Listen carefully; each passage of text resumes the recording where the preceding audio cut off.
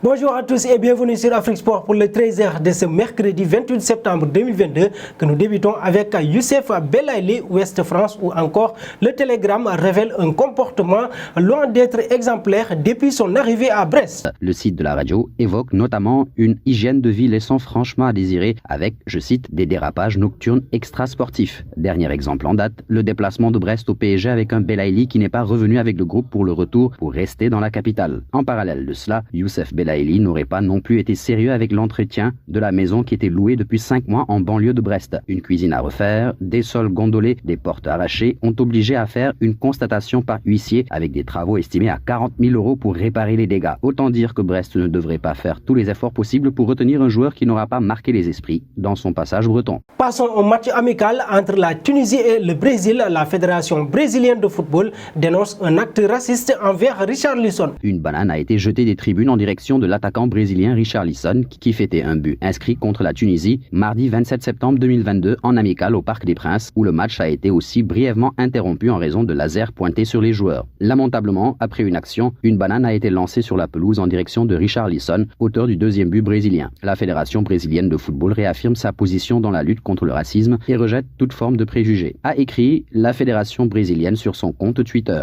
Ce match amical entre le Brésil et la Tunisie, disputé devant une vaste majorité de supporters tunisien au Parc des Princes, a aussi été marqué en première période par une brève interruption du jeu à la suite de l'usage de pointeurs laser visant les joueurs. Le speaker du stade a alors appelé les supporters à cesser d'utiliser ces dispositifs. Et puis on part en Côte d'Ivoire, la légende Didier Drogba piqué par son ex-concurrent. Élu président de la Fédération ivoirienne de football en avril dernier en devançant Didier Drogba, Idriss Diallo a été interrogé au sujet de ses relations avec l'ex-buteur de Chelsea lundi dans l'émission Talent d'Afrique sur Canal+ Afrique et le patron du football ivoirien a joué carte sur table. Nous n'échangeons pas sans langue de bois, Didier Drogba est une personnalité incontournable non pas seulement dans le football ivoirien mais mondial. Donc il est et il sera toujours le bienvenu dans le football ivoirien. A d'abord encensé le dirigeant avant de lui envoyer une petite pique. Pour l'instant, il ne nous a pas rejoints. Ce n'est pas faute de lui avoir tendu la main, mais je pense que le temps viendra où Didier sera disponible et il sera vraiment toujours le bienvenu à nos côtés. Reste à savoir si Drogba, pris par d'autres activités comme la présentation de la cérémonie du Ballon d'Or, finira par entendre ce message. Un saut aux côtés de Ansu Fati, le quotidien sport fait ainsi un point complet sur sa situation, chiffres à l'appui. On apprend notamment qu'en presque 2 ans, il n'a disputé aucune rencontre complète et il est le deuxième joueur offensif le moins utilisé par Xavi cette saison derrière Memphis Depay. Le média indique qu'en interne, au Barça, on ne veut prendre aucun risque. Le staff est content de son travail mais craint fortement de potentielles rechutes. Le club lui assigne des programmes d'entraînement plutôt préventifs, visant notamment à travailler la force et la concentration du joueur, en plus de traitements médicaux et physiothérapeutiques, ainsi que la nutrition. Le tout, toujours contrôlé par un GPS afin de collecter tout un tas de données. Vous l'aurez compris, on est aux petits soins avec lui. Filons auprès de Mbappé, El Confidential en dit un peu plus sur la situation du Français dans le vestiaire du PSG. Sa relation avec Neymar et avec Messi serait ainsi effectivement très froide, mais ce n'est pas attendu qu'avec les deux stars, loin de là. Le média indique que dans le vestiaire, on considère Mbappé comme, je cite, un enfant capricieux qui conditionne les décisions sportives du club. Les autres joueurs de l'effectif parisien seraient ainsi lassés par les privilèges et les passe-droits dont bénéficierait le Bondinois. Dans cette histoire, le vestiaire semble ainsi plus être du côté de Messi et de Neymar. Une situation difficile donc, et pour faire oublier tout ça, Mbappé devra répondre comme il sait le faire si bien d'habitude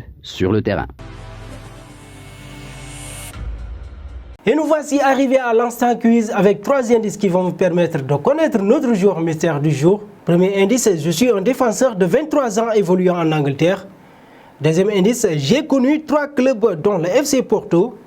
Troisième indice, j'ai joué 33 rencontres chez un cadre de Série A qui chuise. Vos réponses seront attendues en commentaire.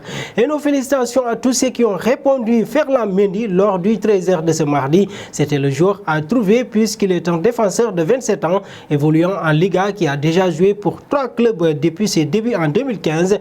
Une blessure qui a duré 7 mois a failli gâcher sa carrière. Terminons avec Neymar. Tout le monde le sait, Lori Verde a été handicapé par de multiples blessures ces dernières années. Alors à mesure que la Coupe du Monde au Qatar approche, l'attaquant redoute bien évidemment de chuter de nouveau, ce qui le priverait de la compétition et anéantirait ses efforts pour revenir à son meilleur niveau après une saison passée difficile. Lors du match amical remporté face à la Tunisie 5-1 mardi soir au Parc des Princes, l'attaquant du PSG a comme d'habitude subi de nombreuses fautes. Une situation qui l'exaspère, d'autant plus quand il écope de son côté d'un carton jaune dès sa première faute. J'ai fait une faute, ma première faute du match, carton jaune. C'est difficile. Je subis 4, 5, 6 fautes par match. Avec moi, tout est différent. C'est plein, la star au Riverde. Merci à vous, Marcel. Et nous arrivons au terme de ces 13 heures que nous bouclons avec la question du jour. Êtes-vous d'accord avec Neymar? Vos réponses seront attendues en commentaire.